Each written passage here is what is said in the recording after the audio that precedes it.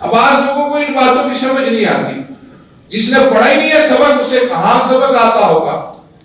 سبق پڑھیں گے تو پتہ چلے گا نا. سوال آ گیا ولایت کیا ہے، پڑھا نہیں ہے تو سمجھ تو نہیں آئے.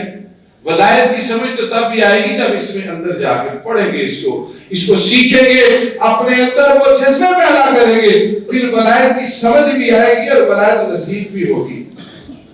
یہ بھی ایک اللہ کا خاص کرم ہوتا ہے. اس کا دوست بننے کے لیے اس کی اتباع کرنی پڑتی ہے، اور وہ کہتا ہے جس نے میرا دوست بننا ہے وہ میرے محبوب کا پہلے غلام بنے، پہلے رسول کائنات صلی اللہ علیہ وسلم کی اتباع کرے، پھر میں اس کو اپنا خود دوں گا.